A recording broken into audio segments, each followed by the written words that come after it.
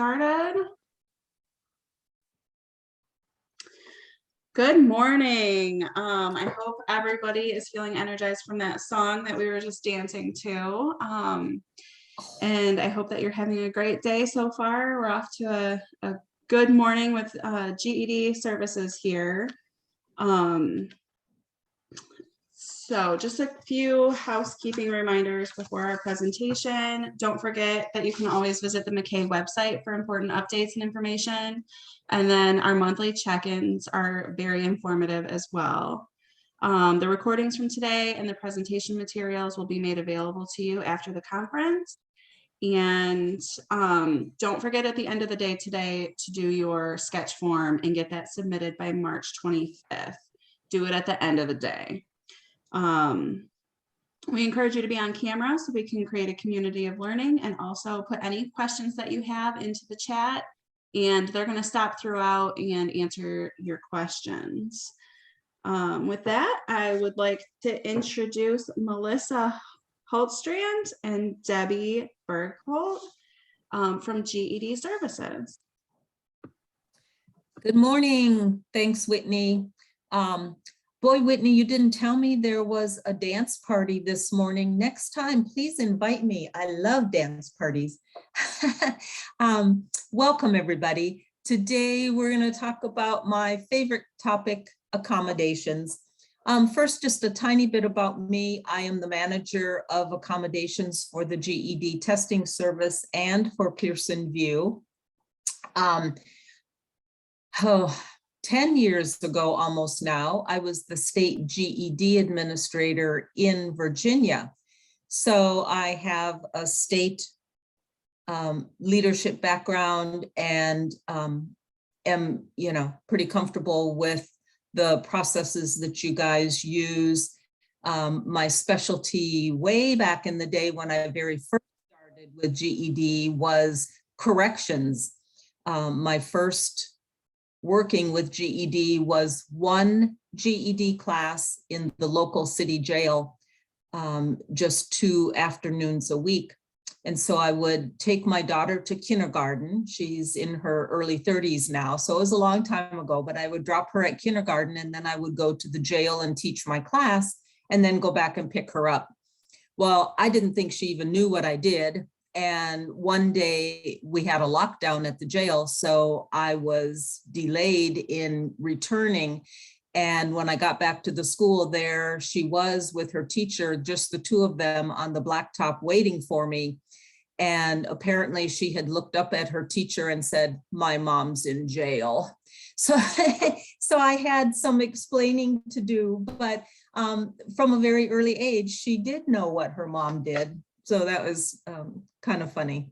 So today we're going to talk about disability categories, the accommodation process, accommodation requirements, and most importantly, the best way that we can all assist.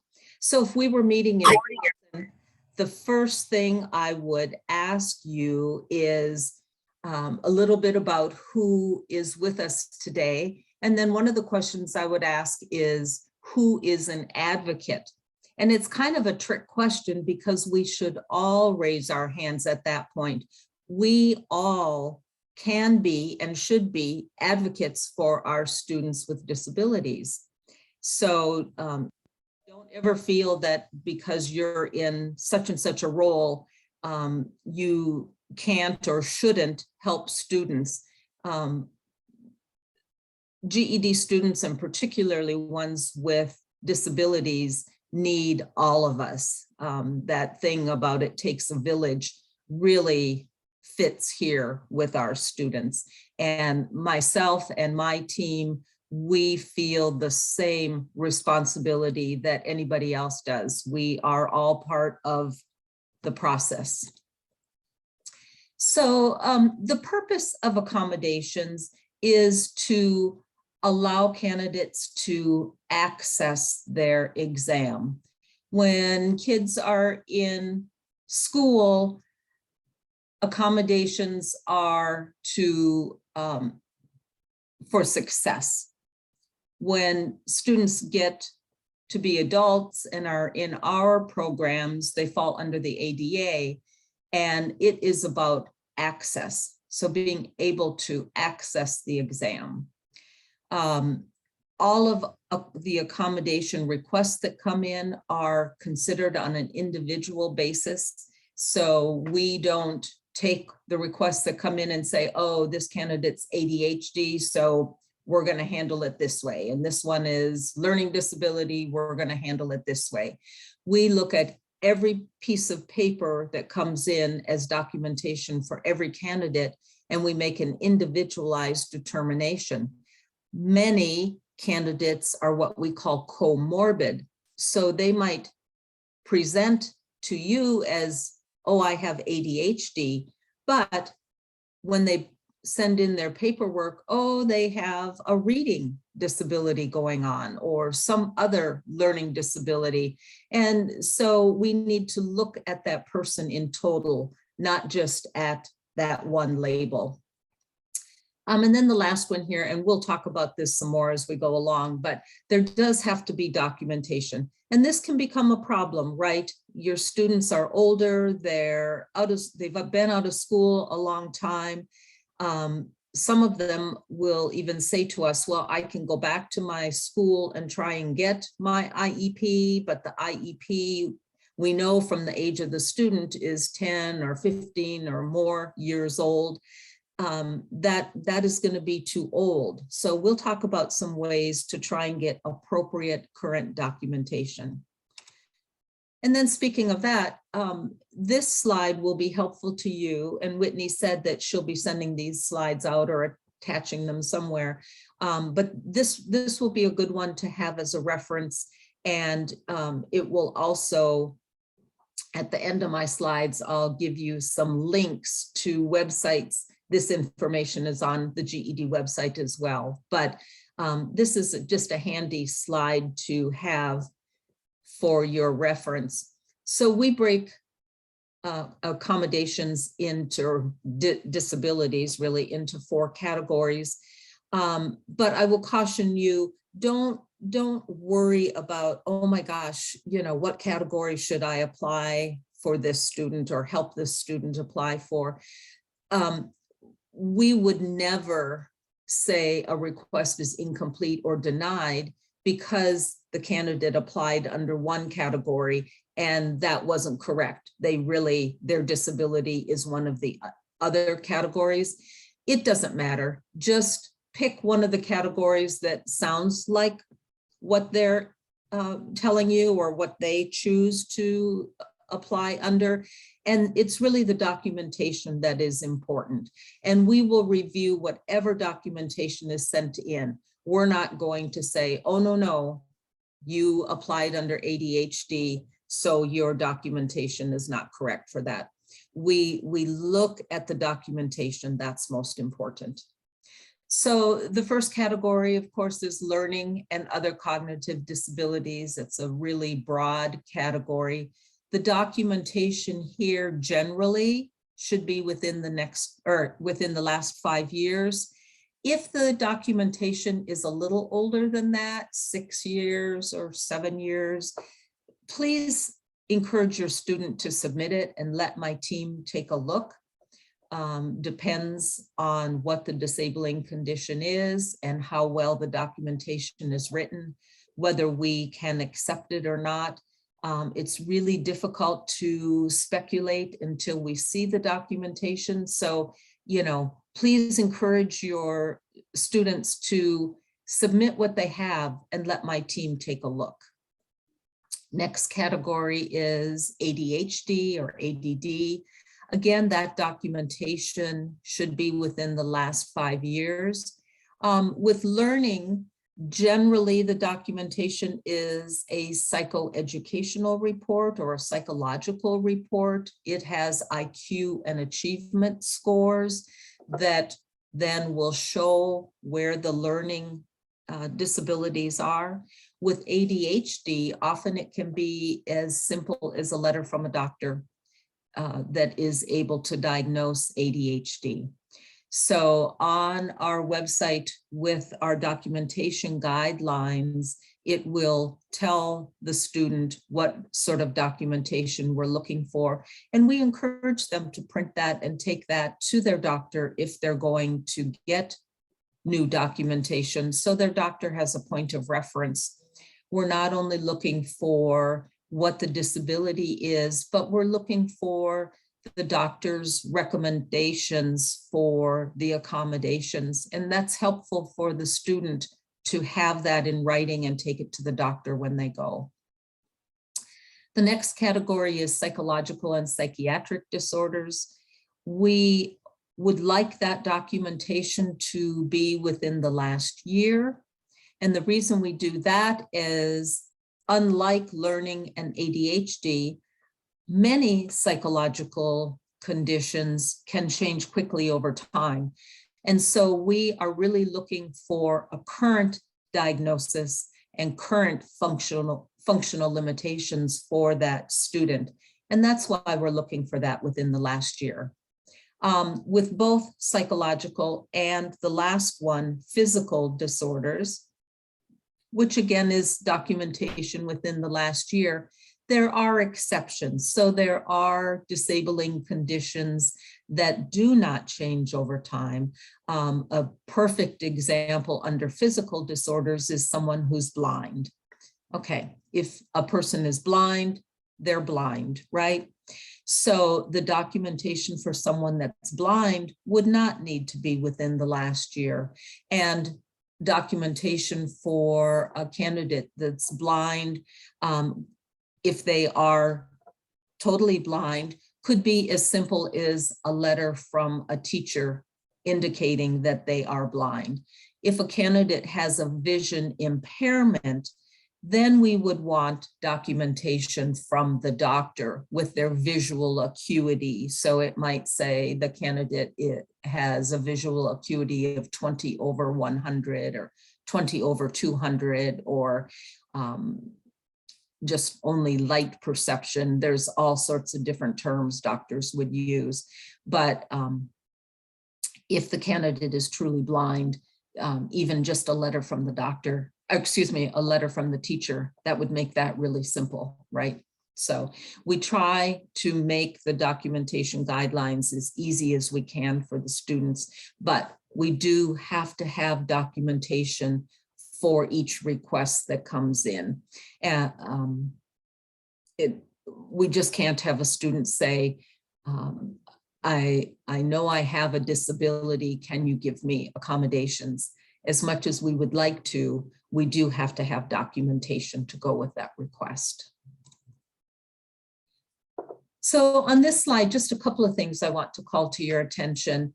ESL or ELL learners, students who English is not their first language, under the ADA, that is not considered a disabling condition. So we often get requests for extra time for ESL students. We cannot grant that, but we always write back and encourage the student or the advocate to look further into that candidate and see if there's something else that the candidate could apply for. So for example, do they have a physical disability in addition to being a non-native English speaker? Or do they have post-traumatic stress syndrome that could be diagnosed with a letter from a doctor and perhaps some extra time granted? So, we try to look beyond that initial no to see if there's something else. So I encourage you to work with those students and see if we can turn that no into a yes with something else. And then another one on this list I want to talk about is test anxiety. Under the ADA, test anxiety is not considered a disabling condition. However, generalized anxiety is. So your students don't know, and often doctors don't know, and they go to the doctor and they say, oh my gosh, I get so nervous, I can hardly breathe when I get into the testing room. And the doctor does whatever, and then the doctor writes a letter and says, yes, this student has test anxiety. If the doctor knew that it's generalized anxiety that we're looking for a diagnosis of. They likely can do their testing, and perhaps the student does have generalized anxiety. So that would be, you know, anxiety when they go to the grocery store, or anxiety when they drive their car. There are a lot of other things that students could be anxious about that would allow the doctor to grant them a generalized anxiety diagnosis. And then we could work with that. We could give them extra time, a separate room, those kinds of things. So again, encourage your student to go back to the doctor and discuss it with them. Maybe all they have is test anxiety, but it's worth the ask that maybe they have generalized anxiety. So that's the key word we're looking for there.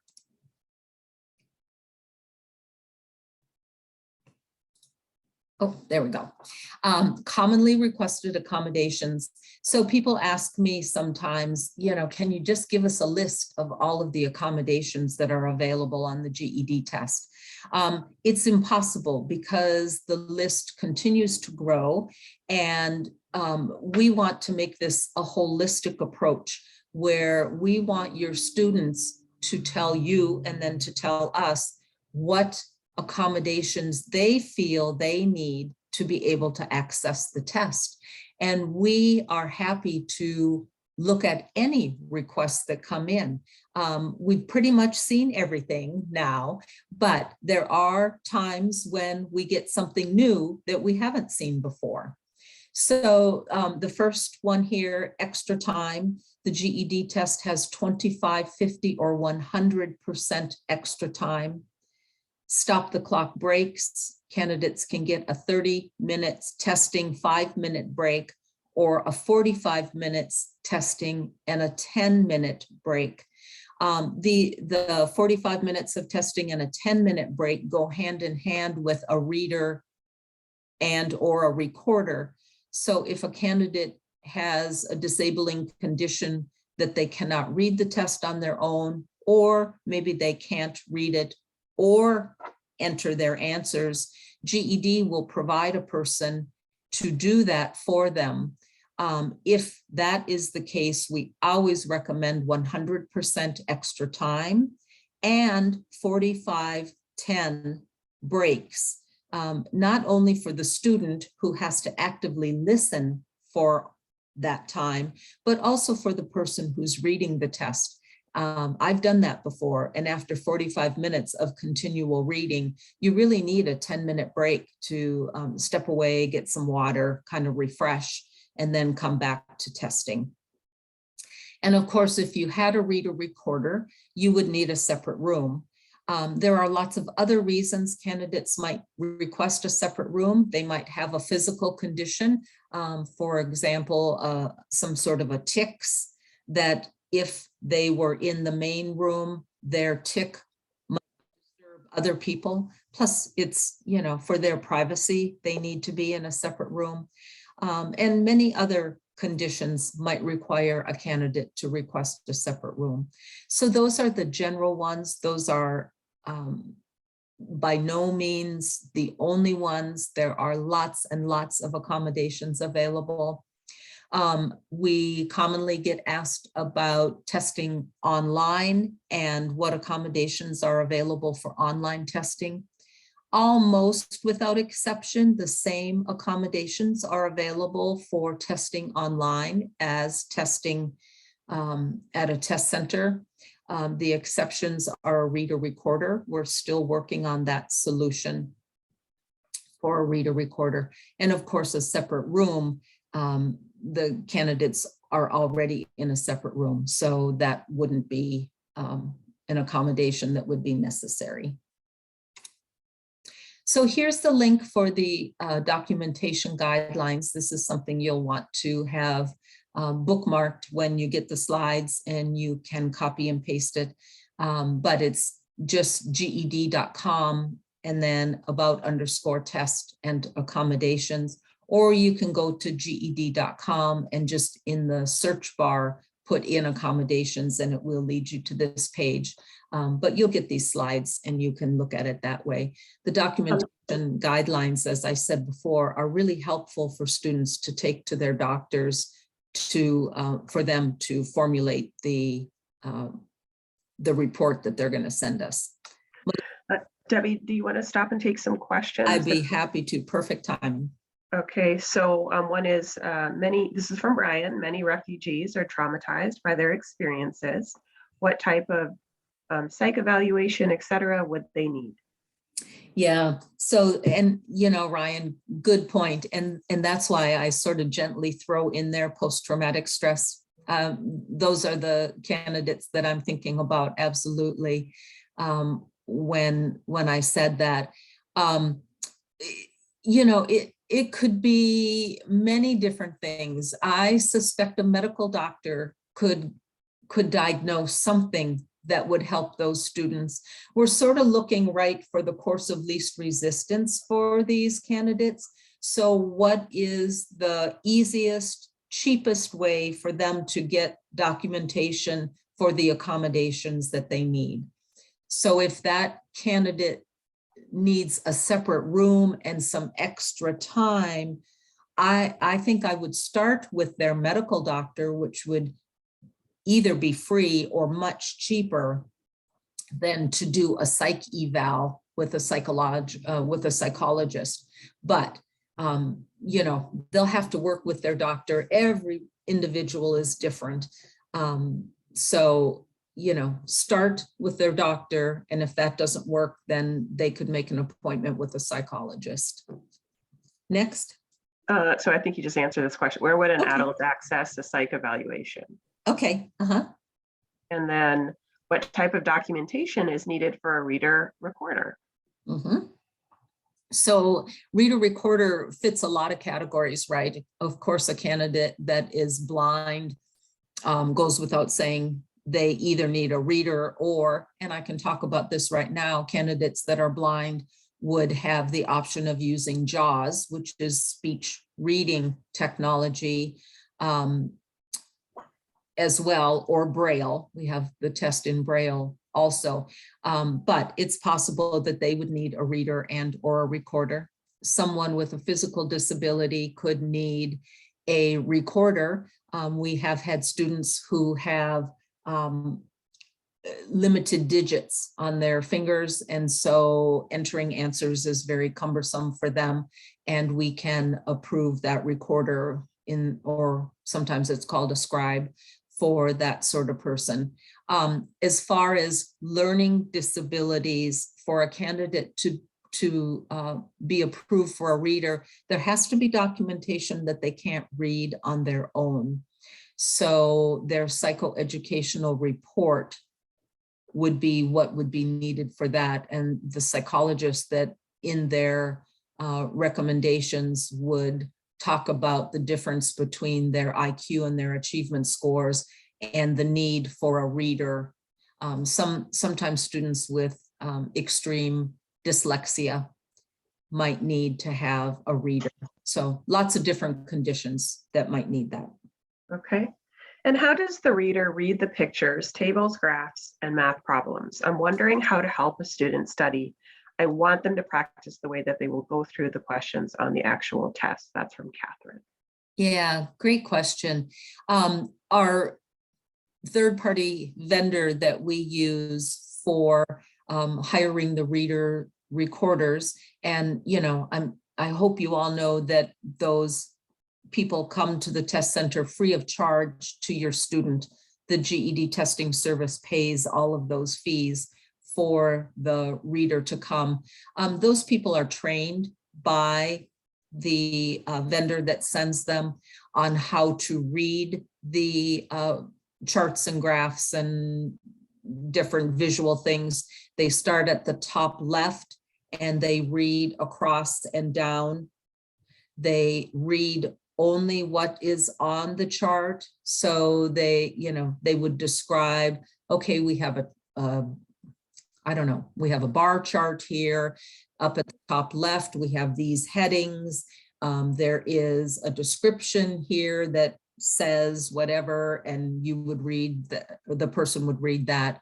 So sort of the key is top left, and they move down the page, and they only read exactly what's, or describe what's exactly on the page. They can't explain any more than that. So I hope that helps. Okay. Which accommodations are allowed for at-home online testing? Yeah, so, and that's what I was talking about. I should have said at home online testing. Sorry, I just said online testing.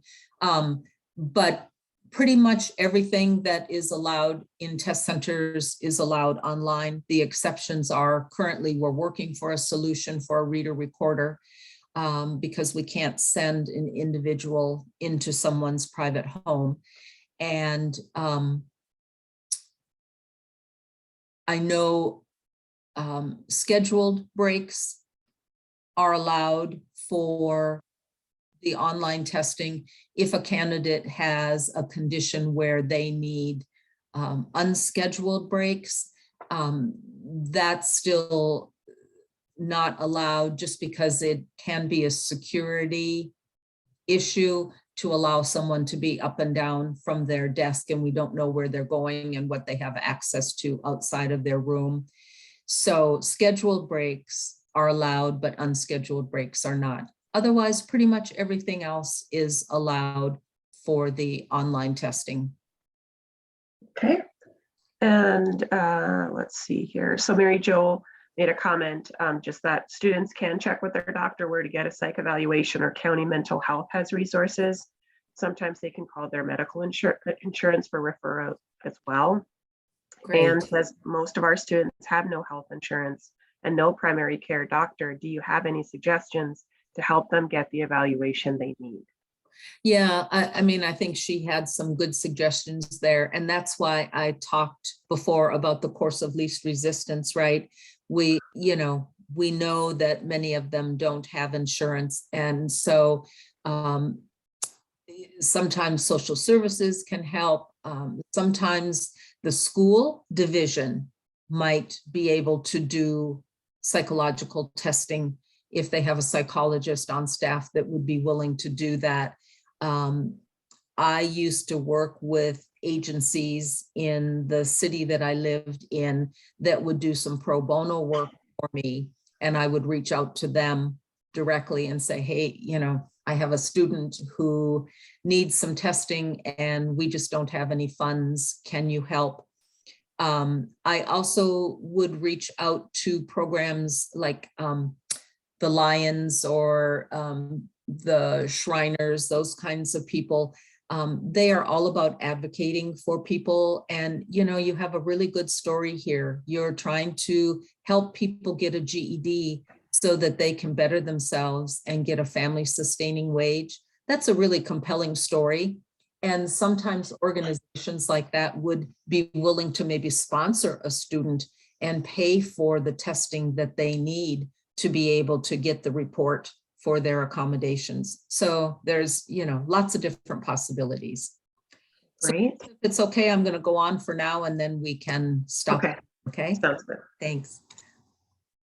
So I put a slide up. The last 2 years have been a little challenging with us being in our pandemic, but regardless, I just wanted to show you that 2020, the number of accommodation requests you had, 32 approved or partially approved, 15 incomplete.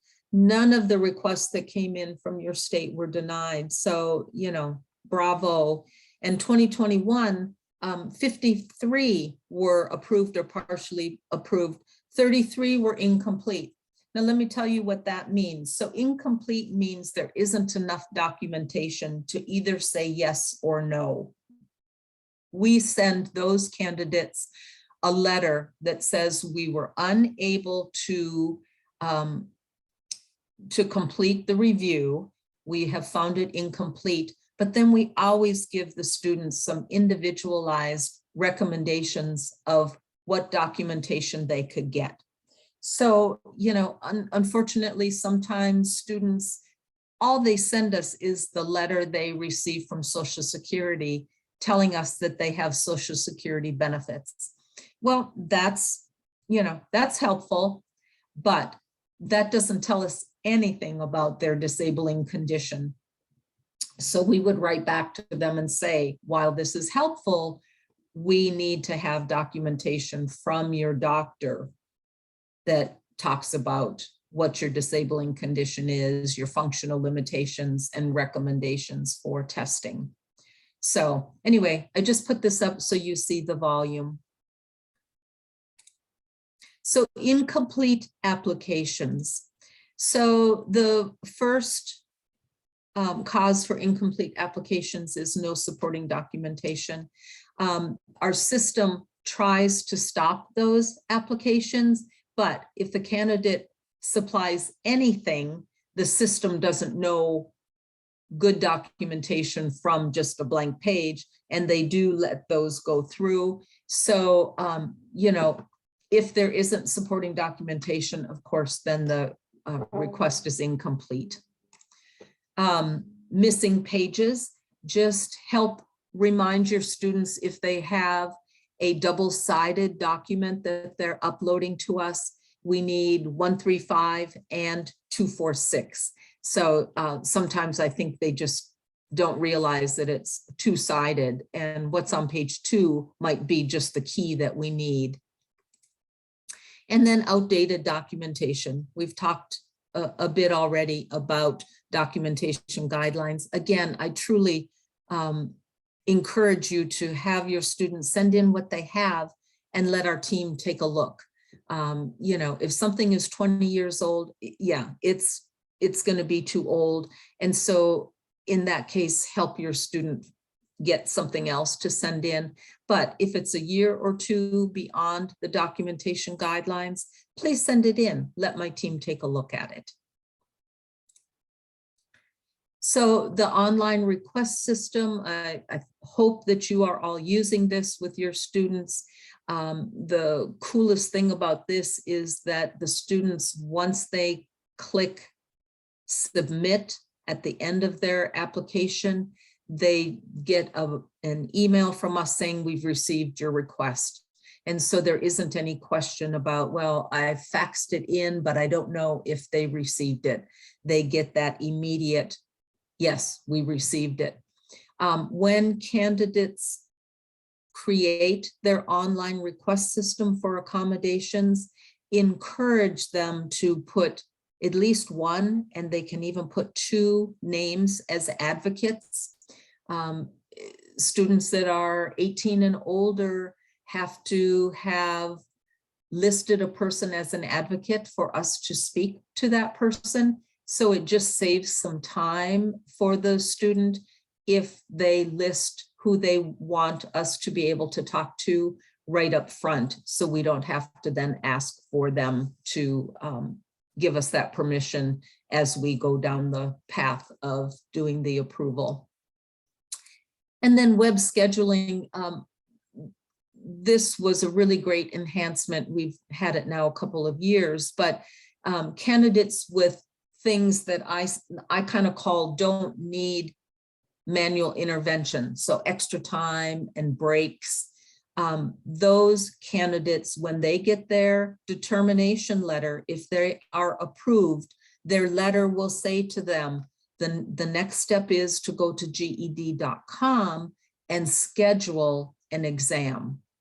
If the candidate is approved for a reader recorder, separate room, those kinds of things that need someone at GED to find a testing center for them, then, or to hire the assistive personnel, their letter will say, call this 800 number to schedule an exam. So we tell the student up front which path they should take.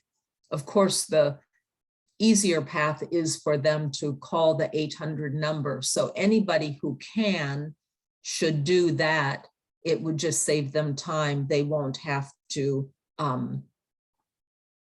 or excuse me, to schedule online, they should do that so that they don't have to call in and wait on hold. But if someone does need a separate room or a reader recorder, we have to work with the candidate and find a testing center that has that separate room, or to coordinate with our third-party vendor so that we can get a reader recorder for them on the day that they need it. Mellissa, should we stop for another minute here? So one of the questions, this is from Ingrid. We have a student who has been affected with post-COVID issues. Her memory has been affected. Since these effects are just being studied, what type of documentation would the student need to get extra time? Yeah, this long COVID thing is something I'm going to be talking about next week at a conference that I'm going to.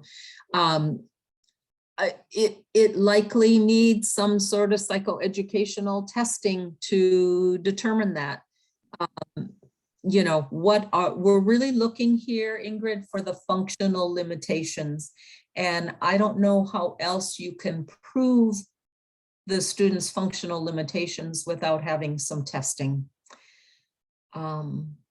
So that would be my recommendation there. If I find out any different things next week when I go to my big conference, I'll be sure to message Mellissa and let her know, and then she can get it to the people at your state, and it can they can send it out to you. But that's my only suggestion right now. Sounds good. This is from Joel for a student with a visual impairment, but not totally blind. Since a reader recorder is not available yet for testing online, would that make them eligible for extra time instead, assuming they were testing online? Yes, absolutely. They could apply for extra time. Also, I hope you know the, well, in fact, this is perfect. Let me go to the next slide here. Under assistive technology, on the GED, there are these universal access features, and one of them is adjustable font up to an 18-point font. It is available to all candidates, does not require an accommodation approval. So if your candidate depends on what their visual issue is and their visual acuity, but maybe just bumping the font up to 18-point font might be enough, that doesn't require an accommodation approval. If they also would like some extra time, then they would need an accommodation approval. Also for them, if they need more than 18-point, they could apply for an accommodation for Zoom text. Zoom text will blow the screen up very large. That's an option for them as well. So lots of options for people with visual impairments. And then also in these universal access features, there is also a highlighting tool, and there's color contrast. So if people have Erlen, they can certainly change screen colors, maybe a yellow background with black print. Sometimes that just helps the print pop for them. So Erlen syndrome, maybe if they have been tested for that. But the adjustable font, the highlighting tool, and the color contrast are available to all candidates. It does not require an accommodation approval.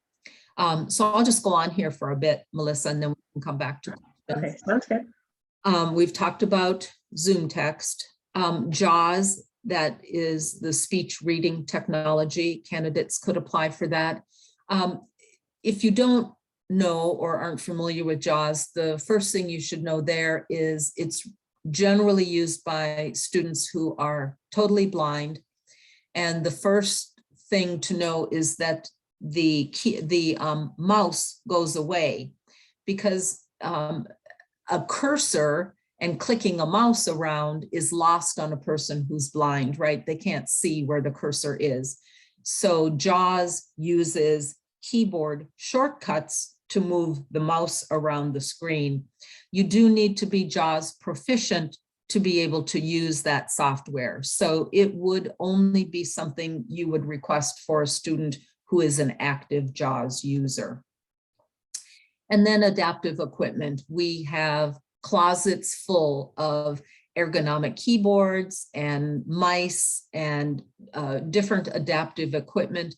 If candidates have a request for some sort of adaptive equipment, generally we supply that. We ship it from my department to the testing center.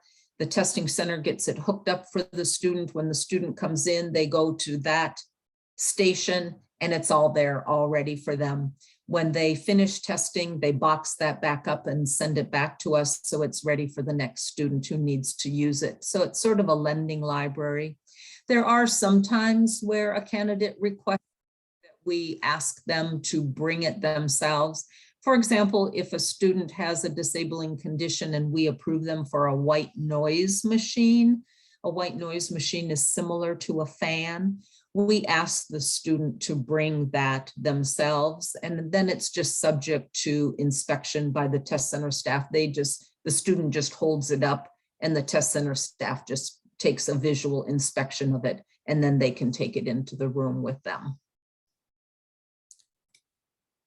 So a little bit, just some emerging trends, accommodations versus a fundamental alteration. My favorite one here, and I get it pretty much every week, is a student who can't pass the math test. And they are asking, I had one just yesterday, bless this mom's heart. Her son has failed the math test the last 2 times by 2 points. And isn't there some way that we could forgive those 2 points so that he could have a GED credential? And I think as educators, you know that everyone needs to take and pass all 4 modules of the math test. We can certainly consider accommodations, extra time, private room, those kinds of things, but it is not possible to waive a module or to reduce the number of answer choices or any of those kinds of things. Everyone must take and pass the same test. Accommodations versus security. This one is getting more interesting as technology has changed. As recent as probably 2 or 3 years ago, I would have said to you, we would never allow a cell phone in a testing room. Well, now we on occasion do allow a cell phone in a testing room because the candidate uses their cell phone to monitor their blood sugars. And so they have to have it nearby for them. So there are precautions we take, and we work with the candidate to make that happen. We put them in a separate room, and there's a lot of protocols that go on, but many things that a few years ago we said we could never do, we do now, but we always have to keep in mind the security, because the intellectual property is really important to us as it is to you. And we certainly wouldn't want to get to a point where we would have to take the GED test offline because the content had been compromised. So there's always that balance. But most important to us is that the candidates can have access to the test and they can do it safely. And then non-standard requests, we get more and more of these, low lighting, no lighting, so turning off the lights in a separate room, those kinds of things. Sometimes we have to get really creative. So if there isn't a test center nearby that has a separate room with a separate light switch, because we can't turn off the lights in the whole test center, then we go back to the candidate and ask them, would it be possible maybe for you to wear a visor or a hat and sunglasses rather than turning off the lights in the room, because it's often the glare of the overhead lights that impacts them or might trigger a migraine. So we try really hard to come up with alternate solutions to be able to get the candidate something that will work for them. Who reviews? I have a team of 12. 5 of them are senior reviewers that read the requests. If a request is found denied, and you haven't had any of those in the last 2 years, but should a candidate's request be denied, candidates then have the right to appeal that decision. Our appeals are sent out to a third-party psychologist at a major university. We have 2 or 3 of those, and then those people do, another review of the request and make a determination based on their findings. Mellissa, maybe I'll stop here before I go on to the most important slide, how they can help students. Sounds good. So one question is, are students able to access ready tests after requesting accommodations before the determination comes back? Yes, my understanding is they can request a ready. The ready is separate from the actual test. So my understanding is, yes, they can do that.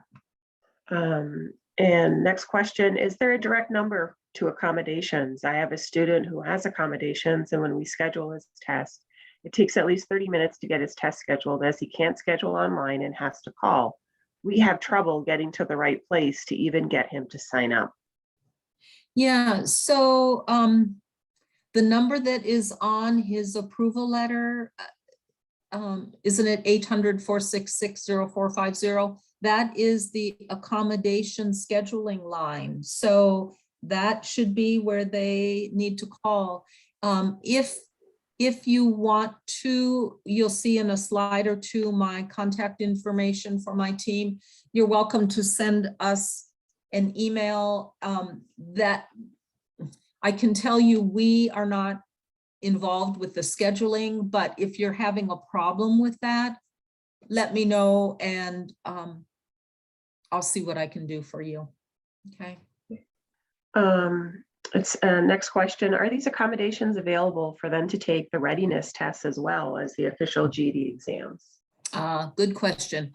The GED Ready test is a practice exam, and so extra time is available on the Ready, 25, 50, or 100%, and you do need to order a Ready with that extra time, but other accommodations are not available, but you can certainly simulate those accommodations with your student, and when you're testing with them in your program, you could certainly apply other accommodations. Just, a caution there, don't give them an accommodation that you don't think they're going to be approved for, because the accommodation is a great predictor of their success on the actual exam. But if you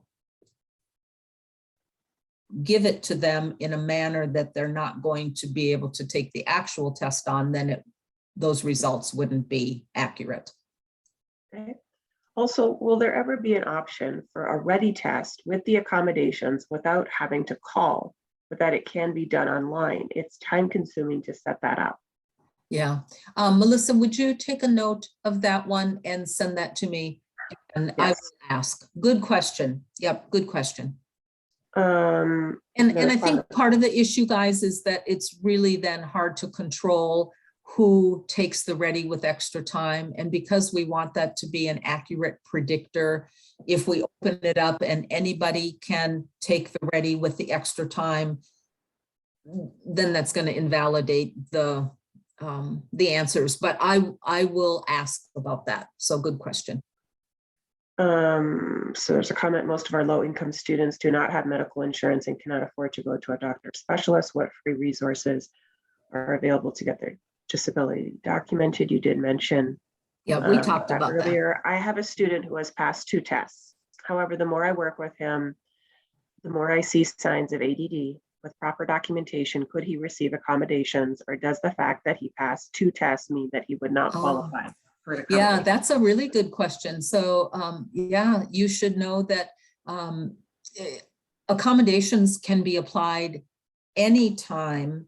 So they cannot be applied if the candidate has an appointment, but yes, just because they've passed 2 tests does not mean that we couldn't do an accommodation review for the other modules. Absolutely.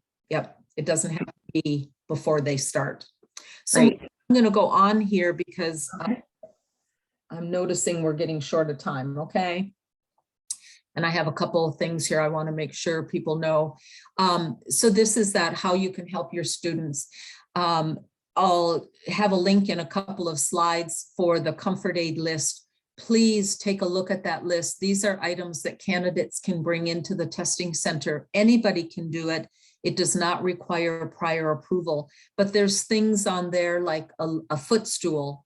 So if your candidate is going to test on Monday and this weekend they're running around and they break their foot and they need to prop their foot up, they don't need to request an accommodation for that footstool because it's on the comfort aid list. So make sure you look at that. Lower cost testing clinics. There's only a couple in each state, but it may be helpful to some of you. So take a look at the comfort aid list, or excuse me, the low cost testing clinic list as well. Remember, we are all advocates. All of us can assist with the paperwork. Most importantly, encourage starting the process early. Accommodation approvals are valid for a whole year. At the end of the year, a student can apply for an extension for another year, generally without new documentation. The exception might be somebody had a broken arm and so they applied under physical and now it's a year later and they want those same accommodations. We would want new documentation from the doctor saying, yes, there's still a problem with their hand or arm and they need additional time. But most candidates can apply for an extension. So, you know, even if you think your student isn't going to be ready to test for 3 or 4 months, start that process now. It takes up to 30 days for us to process the request. And so then it's really handy, even as an instructional tool, that you know that your student will have 50 extra time or whatever on their test. So start that process early. Some outer limits. Untimed testing is not a thing. Remember, 25, 50, or 100% extra time. We've talked about waiving a portion. That isn't a thing. Administering medical care. Our test center staff cannot administer care, but a student can apply for an accommodation of a PCA, personal care attendant, that can either wait in the lobby, or if someone has a really brittle condition, we could approve them to be in the testing room with the candidate to take care of their personal needs, their personal care needs. So those things are possible. Resources. So make sure you look at the additional resources page. There's some frequently asked questions. Here's that lower cost testing clinics, and personal items and minor modifications is the comfort aid list. So I want you to make sure to click on that on the GED.com page and take a look at those. Here's some links that will be really helpful to you. Again, you'll be getting these slides. Most important, or a couple things here, really. We highly recommend candidates apply for accommodations using the online request system. If they cannot for some reason, or if you have students in a correctional facility and you need to have paper request forms, they are available. We hide them on the corrections side of GED.com. So that's that middle link. Click on that, scroll all the way to the very bottom. I put them far away at the very bottom of the corrections page, but they're there for you to use for your students if you need them. And then contact us. Any questions people have, accommodations@ged.com. If you have questions for me, just when you write to accommodations@ged.com, just at the top, put, this is a question for Debbie. And my team will mark that for me. It's a shared email box. And so they'll just mark it for me and I'll get back to you. So that's the end of the slides I have. I do have to tell you, I'm going to have to hop off in just a minute. I'm doing another presentation at the top of the hour for South Carolina. I had to split myself today. 2 states wanted me, and I didn't want to say no to either of you. So I hope you don't mind. I'm going to hop off. But Mellissa, any things here? And then I think, Mellissa, you can stay on for a couple minutes, right? And gather any other questions. Definitely quite a few more questions, and Okay. Whitney's going to provide us with the chat of the questions so that you could, because based on what I'm seeing here, I wouldn't be able to answer those, but just Okay. rest assured to the attendees, we'll get them answered and respond to you. You bet. Yep, we'll yes. send you a list of Q&As. Awesome. Thank you so much, Debbie, for presenting. These were all questions that we've been talking about for months in our GED committee. So Perfect. yeah, this was fantastic. Thank you. Okay. Well, it's such a pleasure. And thank you so much for inviting me. I was really happy to be here today. I apologize, but you know, the interest in accommodations is great, which is awesome to me because I feel so strongly about it. So I'm going to hop over to South Carolina now in the magic of online training, and I will see you all soon. Okay, thank you. Thanks so much, Debbie. You bet. Bye-bye. Bye. Melissa, is there anything in the chat that you wanted to address? So I'm going to take a quick look because I know that there have been some other questions. So let me just get to that, take a look.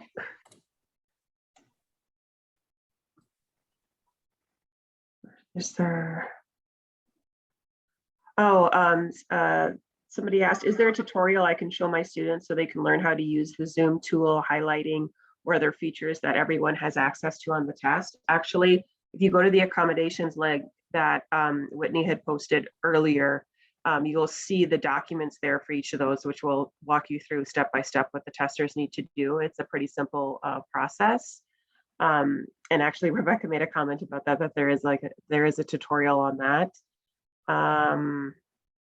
Let's see. Don't see any other questions here. I will just put my email address up in the chat. So if you have non-accommodations GED questions, feel free to reach out to me at any time. Happy to get those questions answered for you. And if you'd rather me give you a phone call instead of responding by email, I'm happy to do that. So there's my email address. You will have to make sure that the last name is spelled correctly. Sometimes people reach out and say, well, I didn't get a response from you. So it was either the first name or the last name was entered in correctly. So for Mellissa, 2 L's and 2 S's, and then you see my last name there. I was missing the T today, so. No, that's okay. That's okay. No problem. Well, thank you, Melissa. This has been really great, and thanks for being available to us too, because we do often have so many questions. Yep. No problem. And I will get the questions from the chat to, or well, Patrick will, after we're done recording, he'll send those out to you. So you guys can expect a follow-up from Patrick. I'm sure he'll send it to all of MACAE with those questions and answers. Perfect. So thanks for doing that. Thank you everybody for attending. And up next, we have the State of Adult Education in Michigan with Erica and Patrick. So be sure to join that. It starts at 10:15. I will see you there. Have a good day.